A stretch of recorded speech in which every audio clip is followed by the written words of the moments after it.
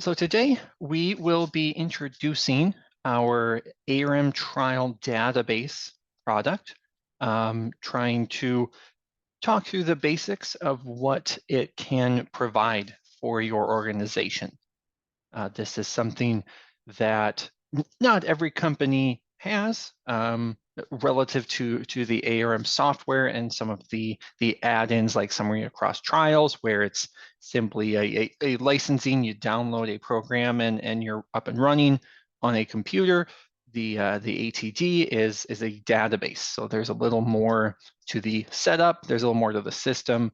So a bit of a process to get it going. But we really have seen in the industry that it's becoming much more popular. It's really becoming almost necessary as companies grow and have more and more trials, looking how to summarize and to visualize all of the data that they have.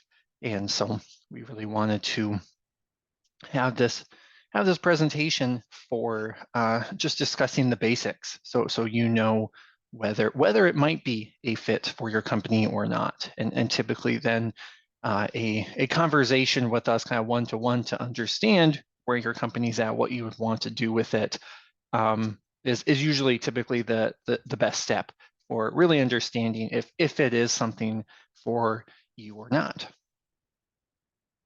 So with that, let me switch over here to my presentation on our ATD, the ARM trial database.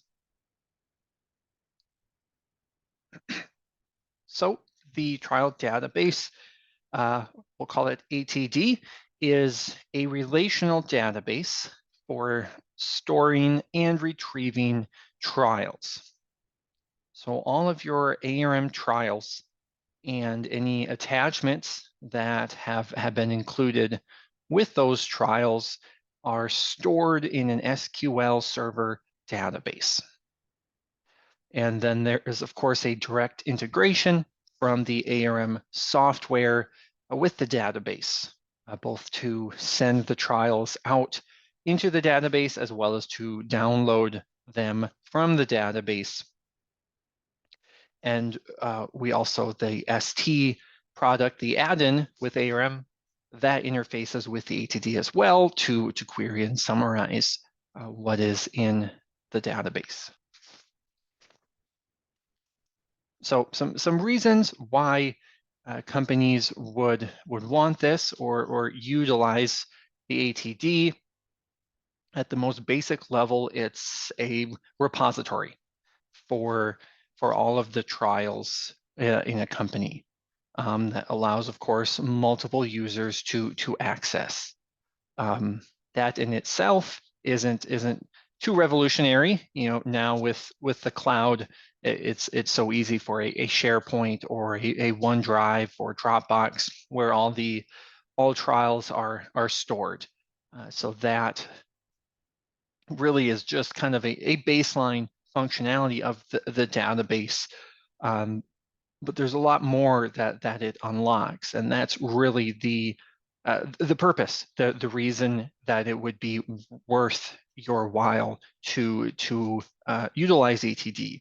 And so some of those examples would be customized reporting, just somewhat limited in what the ARM software can provide. This predefined structure, it's the way the software is. Kind of same thing in ST. There's only so much you can customize in there, compared to in an SQL database. All of the data that's in the trials are available to be pulled together in any way that you so choose, by using a separate reporting tool, for example. And that's whether it's a single trial or now being able to multiple trials, since they're all available in that database. Any other enterprise software within the company that can now interface and utilize that trial information, because the trials are in that SQL server. And really that SQL is a language that pretty much any software can speak. the ARM, just with the ARM software, all of the data is stored in a trial file, that DAT file. Well, the only thing, the only program that can read an ARM trial file is ARM. And so this, the ATD really levels that up to bring all of that information into a common spot where other software could read and extract the information that are in those trials. And as part of just setting up the server and how that all can be structured, you can have permissions and specify particular control of trials that are in the database. So just depending on the hierarchy that your company may have, there is a lot of flexibility just within a database system. If you needed to have certain groups can only see certain trials or can only see projects, you maybe assign project level identifiers to certain trials. And so then you can give only certain people can see the trials that belong to a certain project. Things like that. There's a lot of flexibility in just whatever your company might need. If there is a confidentiality of within your own group of who can see what, you can even do that within the database. From the technical side of setting up that SQL server, we don't actually create the server. We don't host the server. We really don't participate in the setup of where the database lives. That is totally up to your own company's IT department. And the reason being, we don't want to house your data probably just as much as you wouldn't want an outside source housing your data. It's just the nature of the beast, especially in this industry, that you don't want trials just floating around out there for anyone to potentially see. So the goal is it's always 100% contained within your own company's firewall and security systems. And so IT would create the server. And we can provide technical details on what they would need. We're pretty loose, real basic SQL Server 2012 or newer, just about anything works.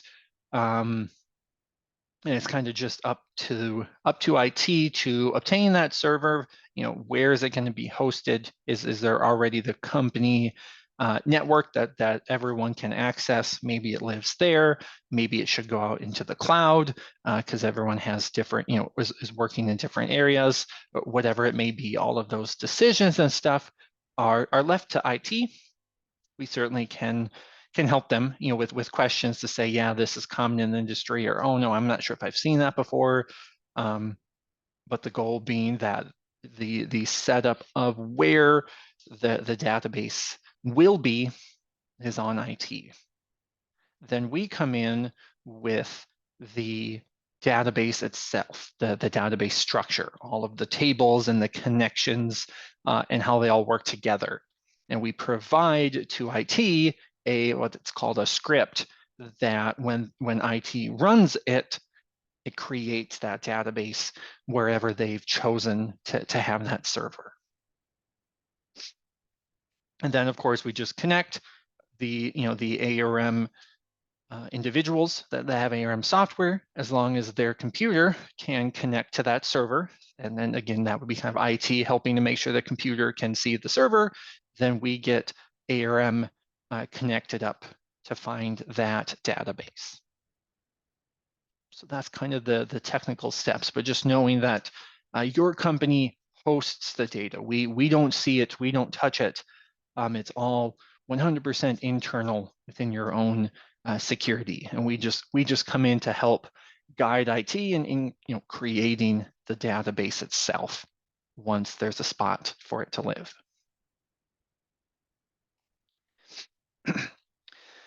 And here I've got just a couple of visuals to describe some of the functions and topics around a database. So on the left is kind of talking about that security and permissions system if need be.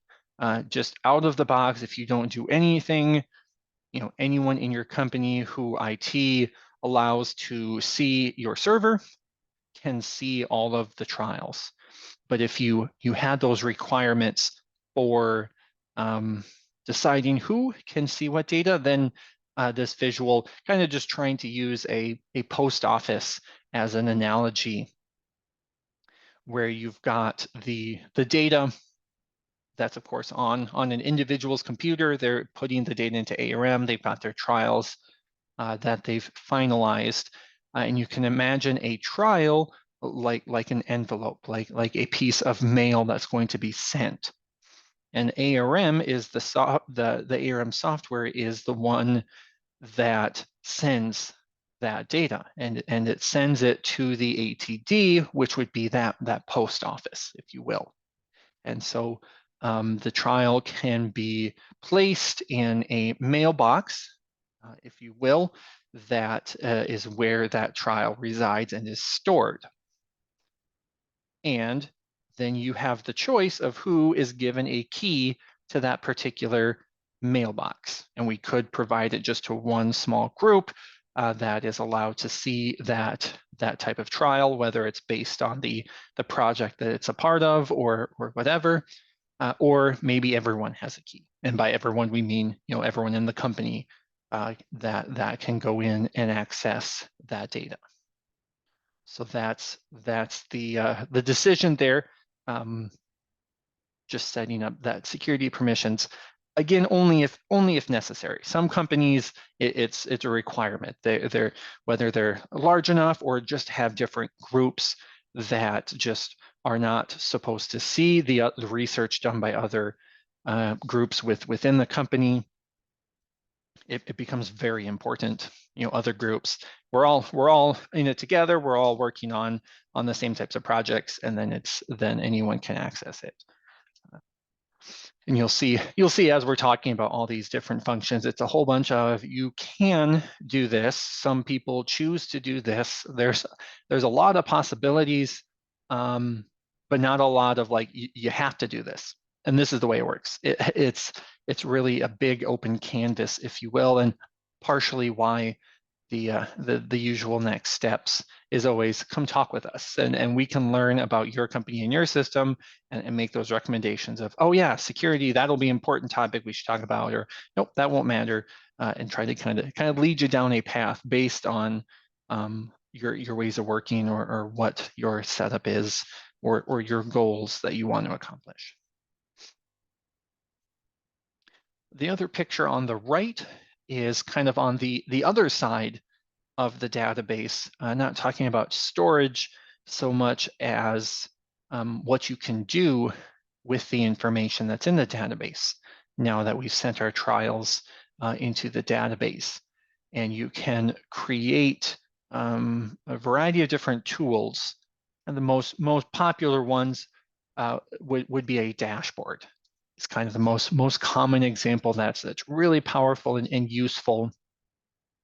This example here is trying to blend the idea of using the information that's in your trials and also combining it with maybe information from another department in your company.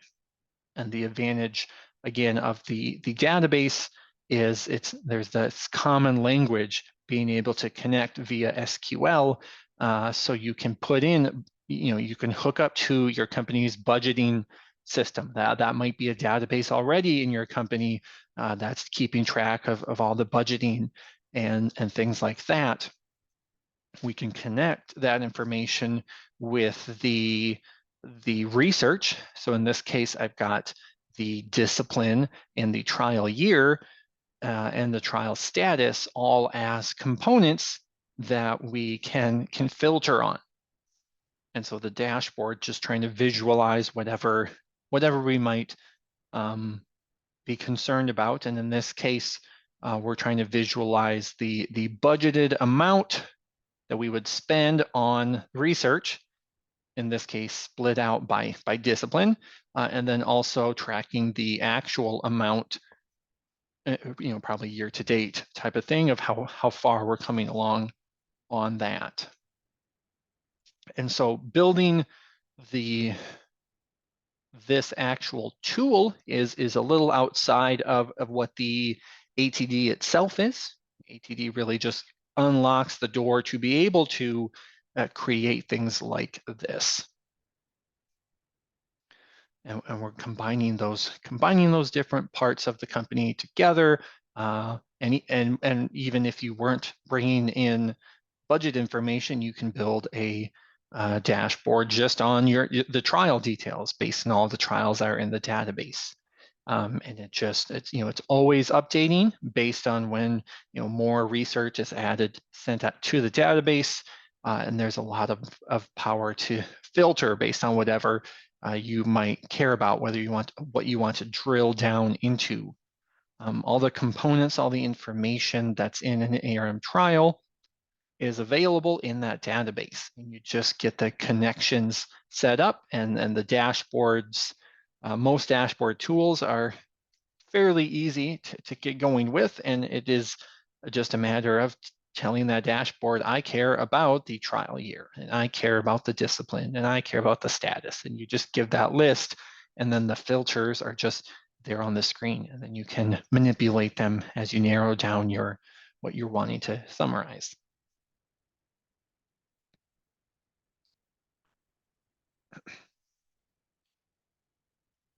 So looking at the ARM side of things with the database, of course, you'll need to be on the most current ARM version and ST if you're using the summary across trials with it.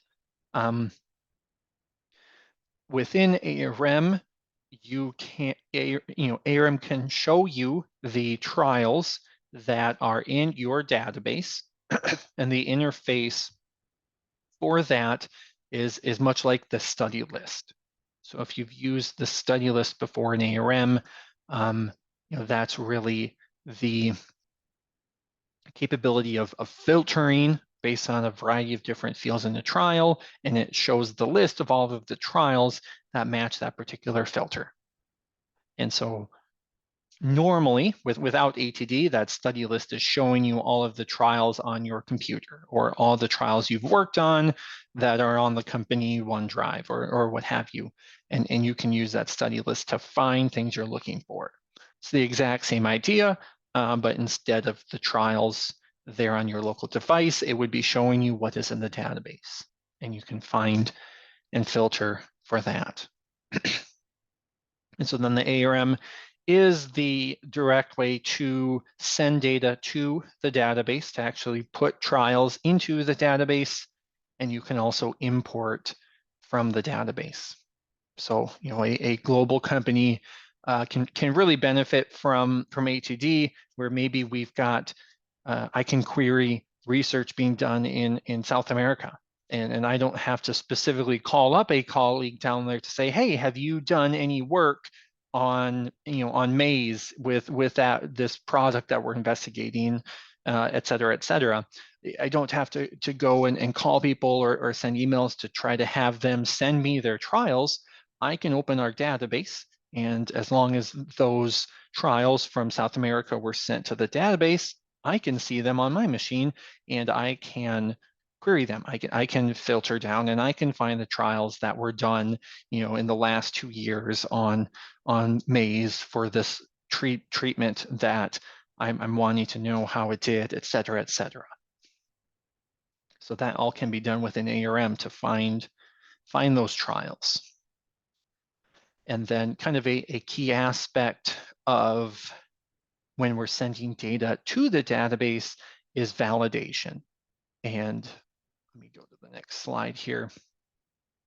The key here in just the data flow with the database is that ARM is the source.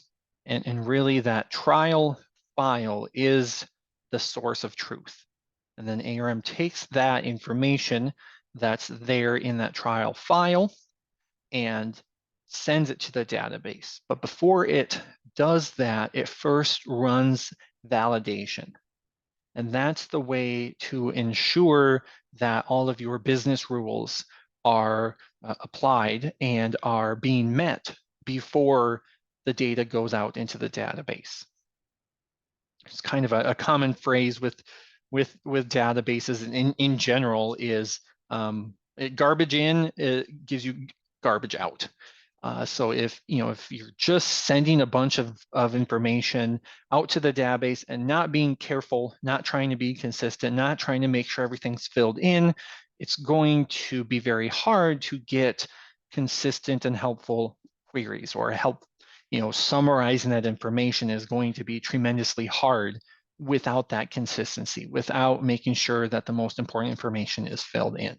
I can't find the trials that were done in South America if they didn't fill in the fields that I am trying to search for, because then they'll be empty. I won't get them in my query. I won't find those trials, and thus they're just sitting there, not being accessed and not being used. So there's a lot of features, the study rules and using validation. There's standard evaluations. There's quite a few things in ARM. You can kind of look down our list of webinars we've done recently. A lot of them are on that same track because they're so important. And once you get to this step of thinking about collating your data and how can I query it, some of those functions just become obvious as, oh, we really need this. Otherwise, our database is not going to be queryable. We're not going to be able to make a dashboard because nothing will show up or we won't have as much show up if we have incomplete data or things that are not entered consistently. So we usually have a really good ARM training session with a group that does go into the database. And it is just only within ARM talking about these features to be able to really maximize the use of the data. Real quickly, just showing those buttons, there's that interface for ARM where, again, you're using ARM software to export trials to the database. And you can send just one trial. If you have it open, you're looking at it, it all looks good, let me send it to the database. You can also do a batch export. So if you have hundreds of historical trials, things like that, you can do a batch export as well, and then just let it run, go to lunch, etc. The speed of how long it actually takes to send it to the database is, depends on a variety of things. Most importantly is just, how far away is that server? Is it in the cloud? What is the strength of your internet connection? Things like that is usually the biggest one. And then here's that interface to import. So when you want to see the trials that are out in the database, there's that study list view. The key difference being these aren't trials on my computer, they are what's actually in the database. You can see quite a variety of different fields, typically things that people care about. You can filter to find the trials that you're interested in. And real quick, if you've ever used the ST, the summary across trials, that works more or less the same with an ATD, but the nice thing is ST can look at the trials in the database and query those. So instead of having to track down particular trial files or go paging through all the folders within the company Dropbox folder, you can use what's in the database with ST.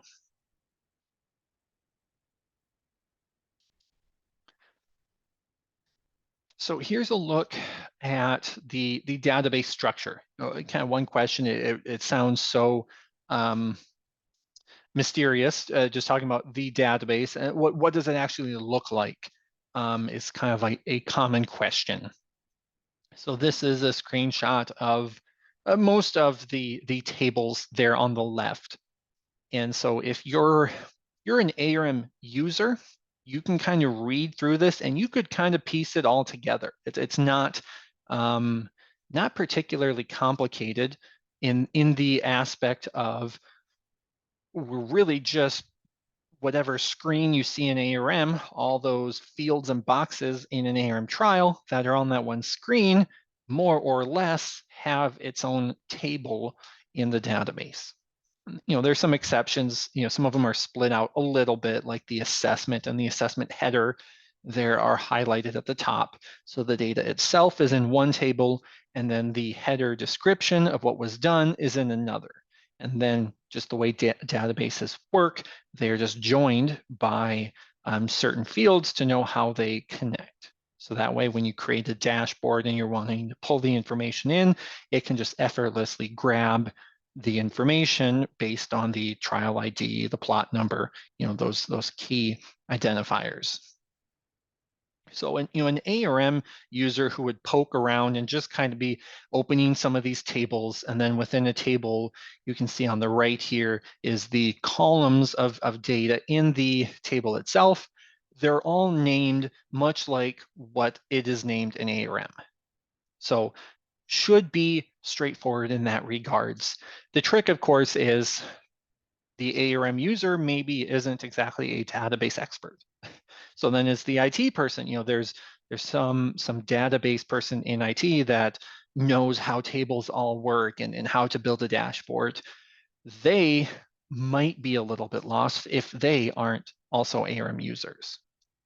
So that's one area we see ourselves in supporting the ATD to really just be a translator between those two sides. That researcher, the investigators out there, working with the trials. This is a piece of cake. They can tell you what they need. I want to filter on this. I want to look for this.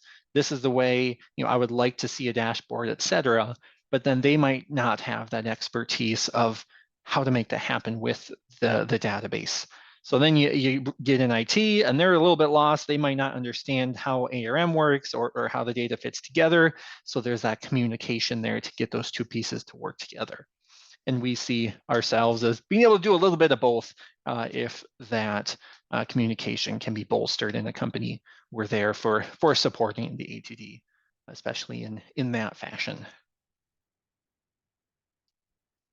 So typically, if we had more time, I could do a live demonstration, but here we're doing our new half-hour session. But I think it is definitely useful, again, for kind of a follow-up call to talk through what you might need. So overall, it is an investment in going this route with ATD. Our pricing is based on how many ARM users would export and send information to the database. And by default, everyone within the company that's got an ARM license can import. That's not really on the pricing side, but we've got tiered pricing based on how many in the company would send data to the database. And then there's just that upfront cost for implementing the database, creating it. We work with IT to set that all up, like we talked about before, that kind of the one upfront price. And then there's just a yearly maintenance fee that's much, much less than the initial price. And that's just for the yearly support and updating, bringing the database up to date with whatever has been new in the software. We add new fields, new functionality, then you also want those capabilities in the database itself. So then we work with IT to update the database, add those new fields, new tables, things like that, just on a yearly basis to keep things talking to each other and all that information together. So, like I said, reach out to us if this sounds interesting, if it sounds like a possibility. It really is not a one size fits all. There's so many combinations and different things you can do with it. So we really like talking with groups to understand where you are at, or maybe where you want to be, and whether ATD fits in with that. But the overall sales pitch, the overall what does ATD do? really just comes down to bringing trials, all the information that are in your ARM trials, bringing those out to a SQL database, so that way that information can be accessed and utilized in other software, whether you're building dashboards, whether you have existing, other programs in your company that could use that information, or what have you. That's really the purpose and the goal, where you can make ATD powerful and useful for your company. So like I said, please reach out even if you just have questions. Typically we schedule like an hour call just to hear what you would need and give a presentation, much like this one, but we can demonstrate things and talk through your questions. Or if you just have even a small question that just, can it do this, can it do that, as you're just kicking the tires on it, please feel free to let us know. All right. Well, thanks everybody. We'll see you again at our, I guess, kind of the last webinar of the season. Next week is just a general Q&A session. So if you have any questions, things you want to know, we'll just kind of open the door to anyone who has a question to ask. So thanks everyone.